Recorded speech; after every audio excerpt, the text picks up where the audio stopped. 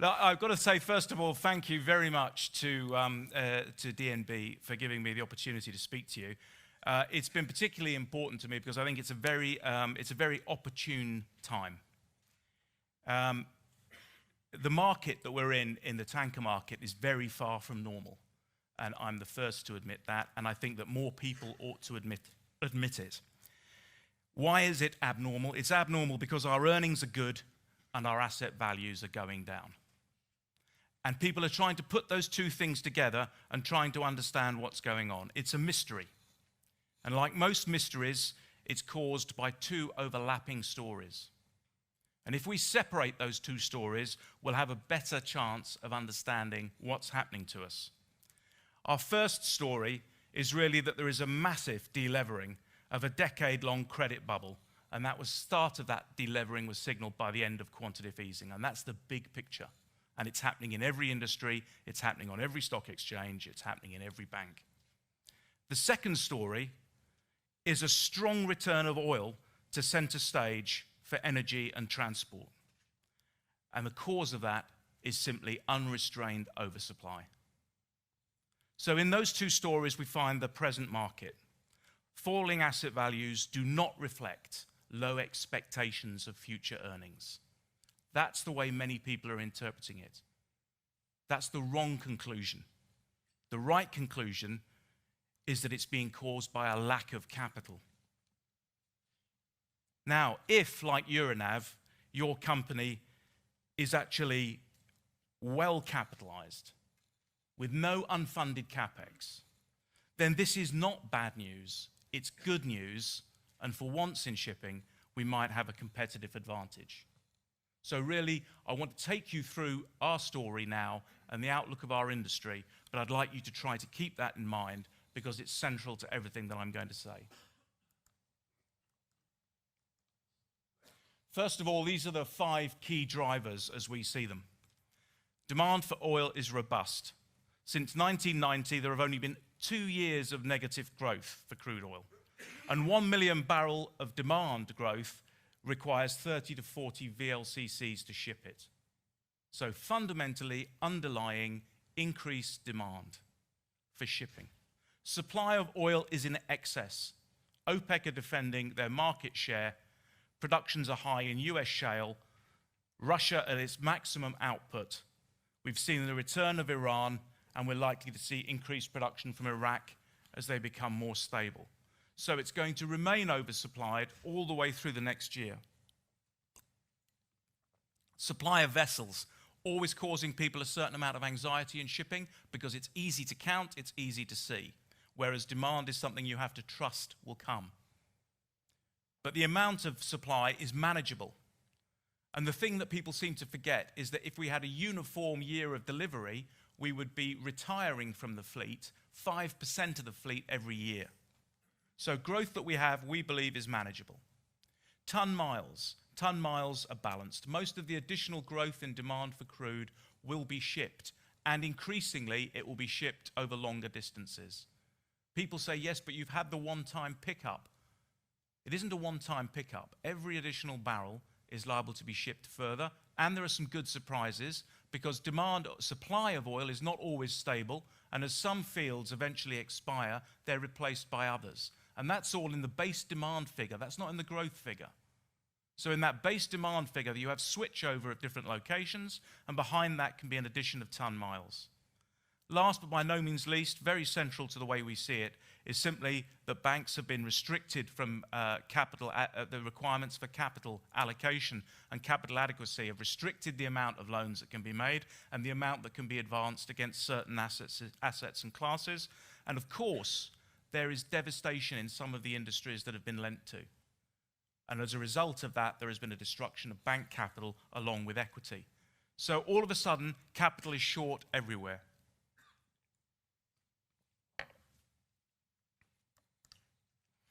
This just goes to our demand point. So the average over that period that we show from 1990 is 1.1 million barrels per day of growth. 2 years were an exception to that. If we look at the cutout that we push up into the top right-hand corner for you, What you'll see there is demand from Q4 of 14, when the oil price fell or started falling, through to the Q4 of 15, and just showing you how as the price fell, then the growth in demand went up. So oil actually does get used more as the price goes down. The IEA forecast of 1.2 million barrels of growth in consumption every year until 2020, which is an historical average. So that's not really a bull case. That's actually pretty typical of what happens in the world. On our graph here, I just want to show you that on the shale side, we really have to see exactly how much shale has been added. Shale's coming under a bit of pressure from price. We saw the rig count is going down, and yet we don't see shale production going down, not yet. It may go down in the future, but that's not the whole story. Look at the right-hand side, and you'll just see who the three big players are for production of crude oil at the moment. The critical three: Saudi Arabia, Russia, and the USA. The figure on there for USA production, I think, is North America included, rather than the USA on its own. But you see they're the big three. Are they going to agree to cut? Saudi is completely fed up of cutting, because like some of us that work in tanker pools, we say the same thing. We do the hard work, somebody else takes the benefit. And what you can see underneath is exactly what happens. They set quotas and people cheat. OPEC is dead. What's taken its place as the swing factor is shale.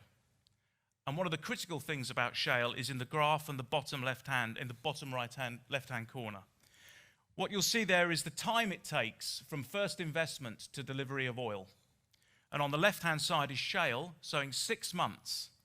And on the right-hand side, you'll see the most extreme, which is land in Africa or deep water and ultra, which is at 5 to 5.5 years. So what we've introduced is a new governor on the oil market. We've got the ability to add production on 6 months' time notice and with significant additional capacity. So it's all about price. I'll come back to that point about price later on, because we should have another slide in here later in the deck just showing what we think the impact's going to be and how we think that buffering will work. But essentially, we're going to end up with oil range-bound, because as the price comes back, it will immediately be hit by additional production from shale.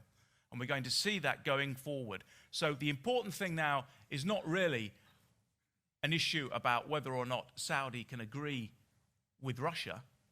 Both of them realize this. It's all very well now to talk about cutting, but the genie is out of the bottle. They've allowed shale to be developed, and now it's here. If they cut, it will increase production. So all they will do is transfer value to different people. So they're stuck, left waiting to see their own production taken up by demand. That's critical to our thesis, because it means that the market will remain oversupplied for longer. Order book dynamics. As we can see here, we've got 3 years in front of us with a growing order book. The order book itself really hasn't grown in size at all since about Q3 of 2015. And what we see coming at the moment is numbers that remain manageable, provided that we have the growth in demand that we've anticipated in the previous slide that's being projected by the IEA. But there's a critical point here, and it's one of the reasons why people say, but aren't you a little bit concerned? Aren't you concerned at all about it? All I would say is it would be wrong not to be concerned, and particularly not when you work in a business with other ship owners. Because it strikes me that we must be the stupidest creatures known to man. We've just had a presentation on the dry cargo business, one of the critical businesses of the world industry. 7 trillion tons of cargo moved at zero benefit to the ship owner. Actually subsidized it. Now, if anybody can explain that to me, please do. But if the ship owners don't get together as a union and say this has to stop, why would anybody come and help them? So ship owners are the key to it. And of course, there's always a risk that ship owners undersell the market. We're not in that situation. And I believe this year in particular, we're never going to be for long. It's possible it happens in short periods. But the reality with overproduction is that you enter into a very simple binary outcome. Once the oil is produced, it's come out of the ground, there's only two solutions. You either burn it by using it, or you store it. Both of those are going to end up being transported or stored on our ships. Suezmax structure, rather similar, a little bit more heavy coming up to the next winter. There's one point that I need to make about Suezmaxes and VLCCs. I shouldn't have to make it, but I feel I have to because some analysts, and it certainly isn't the analysts at DNB, but some analysts seem to misunderstand this. You can't count vessels for oil demand transport by deadweight. And you can't count them as if they were all completely homogeneous. Why? One of the key drivers at the moment for us is the big movement of oil by major industrial users. What I mean by that is it's China, it's Saudi Arabia, it's the big oil majors. They're not moving oil speculatively or on a trading basis. They're moving it for end use to actually make industries and nations work. The critical area that's bottlenecking fast is loading and discharging in port. And as that bottlenecks, there's only one vessel that you'll want to take in, and that is the biggest ship possible. Because for the amount of berth space that it occupies, it will discharge in 24 hours twice the amount of oil of a smaller ship, a Suezmax, and even more oil than an Aframax. So we have a kind of natural ring fencing around the VLCC sector. And I think it's very important to understand that because the market's bifurcated, and the people that have to understand it the most are the ship owners. They have to understand the extent to which they can be much bolder and much stronger than they have been. Let's not forget, we've had a good year in 2015, but most of the benefit we got was through cheap oil. We've actually carried oil at the same price that we did in 2014. So there's plenty of room to push. Let's go back to that 1 million barrels a day that we talked about, just to do the rough maths so that you can always remember it and think about it and do the calculation for yourself. 1 million barrels per day is 365 days of the year, 365 barrels. It's 180 VLCC cargoes.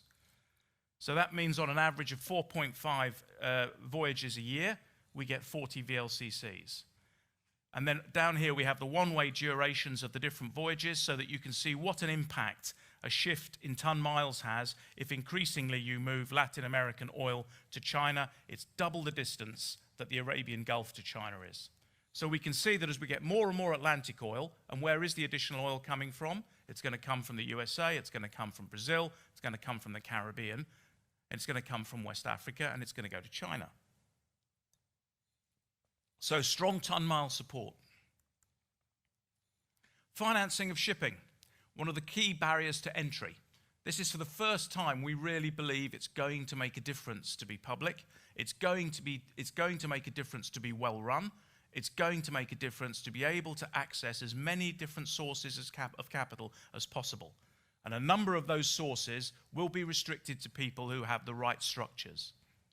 There's a huge reduction in shipping exposure. It's an old story, but it's still an effective one around the withdrawal of the banks following the financial crisis. But don't be fooled, that's going on now because a lot of banks also have shipping and offshore sectors. And the value destruction and the loan destruction that's going to go on in offshore is going to make shipping look very small indeed.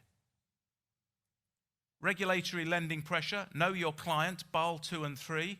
All of these things have had an impact on the ability of the banks who are well managed and organized like DNB to advance to anybody but the best customers. Private equity came in and private equity can't get out.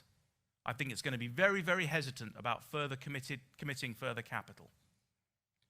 Ship owners under pressure, ship owners have ridden the bubble up and they're going to ride the bubble down. That's where the pressure is at the moment. If you have a mixed fleet, you're more likely to sell your tankers than anything else. Why? Because you might find a buyer. You just might find a buyer. And where's the money going to go if you get your money? Well, it's going to go into funding some of the capex shortfalls you have in your dry cargo, in your containers, and in the other distressed sectors. What is your core investment? In the end, your core investment is the investment you can't sell. Everything else just has to be thrown off the back of the bus. And that's what's happening to tankers, and it puts pressure on the industry. So it means less ship owners' money available.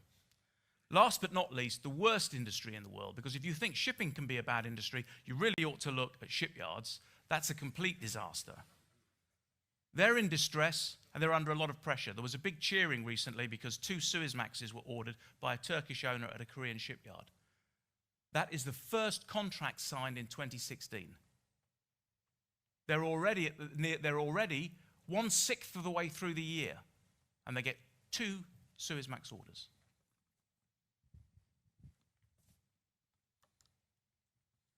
China and oil tankers, 4 reasons for confidence. Basically, our view is that there's a base effect. People keep moaning about reducing growth, and please let's not talk about recession. That's not recession, to have less growth than you had last year. Always mentioned and quoted in percentages. But when you grow off a bigger base, then of course you get a reduced percentage naturally for the same amount of tonnage or the same amount of cash development. 500 million Chinese joined the middle class in the past decade. Congratulations.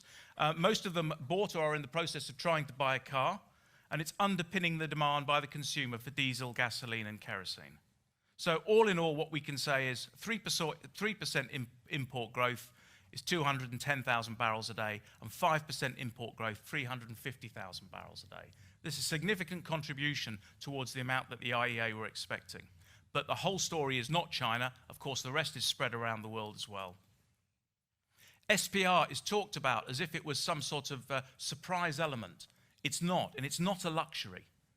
You know, SPR is also not a static amount. It's a number of days of cover. So if the country's demand goes up on a daily basis and they have to have a certain number of days cover, then the number that is required to meet their requirement for storage goes up. So all the time this needs to be built, and we believe it's a significant adder to what we can expect this year. We've also seen teapot refineries, which is the private refineries, very, very small companies in the VLCC market now trying to book shipping. Why? They were supplied by domestic production from China. That's coming under pressure. So as the oil fields in China begin to deplete, without any growth in demand, you get an increased demand for shipping.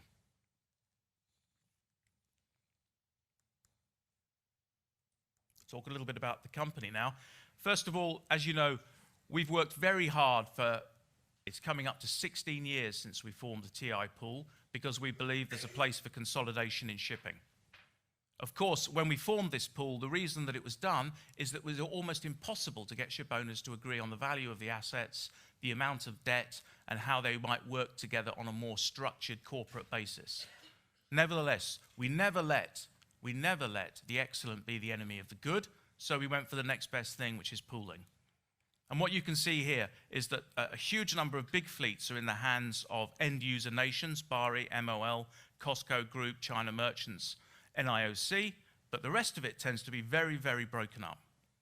But at Euronav, together with Frontline, we've managed to consolidate to some significant degree, and we've created the biggest unit. And quite frankly, with 56 VLCCs, it means not only that we have excellent knowledge on the market, which we share with you all via our app, but we also find it serves, and the customers are very pleased with it, because it ensures that they can always get good quality service.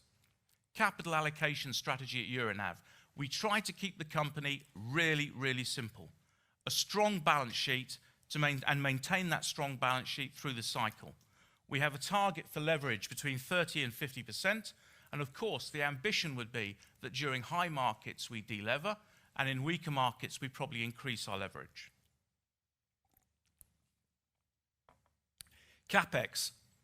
We try to minimize CapEx. Of course, we have naturally associated CapEx with the maintenance of ships, and we have at the moment CapEx on 2 VLCCs that we're due to take delivery of next month.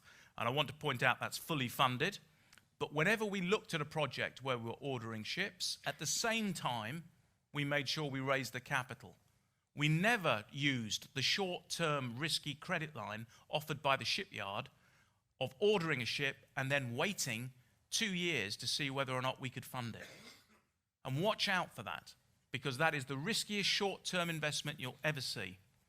A liquidity reserve, always trying to maintain at least 2 years of cash liquidity based on the worst possible market. So we run those analyses internally, and we always try and maintain strong banking relationships to ensure that we have the availability and access to debt. Our approach on M&A is to be disciplined. You've seen the acquisitions that we've made in the last few years. We always try to time it very carefully. We never want to issue stock that's non-accretive to the existing shareholder. Additional vessels on a pro forma basis must match or reduce our break-even costs, so they make the company stronger, not only returning benefit to the shareholder, but making the company stronger, and then we distribute excess cash as we throw it off to the shareholder. Basic position on the strong cash flows, you've seen it all before, but basically keeping our break-even levels nicely under control on VLCCs at 27 and Suezmaxes at 24. We have fixed income, about $100 million of EBITDA currently, and we return to shareholders 80% of net income. Over the next 12 months, we have 14,000 spot days. Every $5,000 a day above the required break-even EBITDA of 264 gives you $72 million, 80% of which is coming your way. Potentially disruptive factors, OPEC could cut and hell might freeze over. Shale production stable above $40 a barrel, price between 30 to 70 should be constructive for a tanker market. I had a very nice slide in here, which I don't think is in here, but I think it's a nice slide anyway. It is in here. So I'll just take you to this one because it's on that point. So look, what we've always said is that we had 4 horrible years when oil was around $100 a barrel, made our ships expensive to run, and it was demand destructive for the use of oil. That's the red band there. Then we have a period we consider to be neutral, somewhere between 60 and 70. We would say it's demand stimulating if the price is below 60. And what are we basing this on? We're basing this on the evidence of what we saw 2014, end of, and 2015. And then we think once you get below 30, it looks like it causes some demand disruption.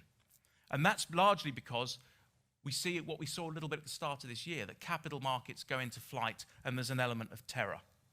But this is what we expect to see happening now, is that the oil price will get buffered by shale between $30 and $60 a barrel. And that is Goldilocks territory for us. That means the pricing's okay for the business of carrying oil, and in addition to that, it's going to mean demand is stimulated. Take you back to those other disruptive factors. China's slowdown, again, I don't like the word to be overemphasized. China is growing. It's just not growing as fast as it was 10 years ago on a percentage basis. Strategic stockpile will grow. It's not a luxury item. And refinery plans in China are well advanced with significant reforms to teapot refineries.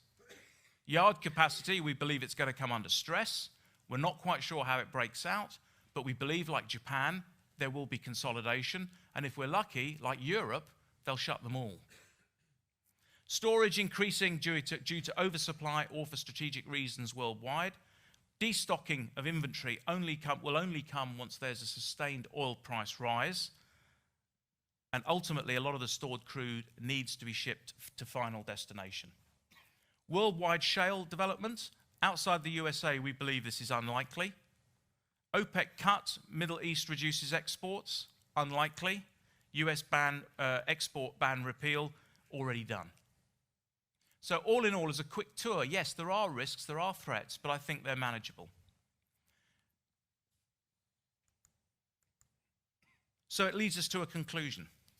The conclusion is, there's only one word we need for the state of the market we're in at the moment. That is discipline. Ship owners have to correctly price their services. They have to make sure that they get the value that they're entitled to for the service that they deliver, and they must not undersell themselves in competition with each other. This is destructive to the industry, and it will not enable us to obtain the capital required as an industry as a whole in order to maintain a safe and reliable transport of crude oil. So we want people to be aggressive for earnings, but it's in the public interest. Discipline is the key. We have an expression in the UK, keep calm and carry on. Well, all I want to do is to keep calm and carry oil. Thank you very much for listening.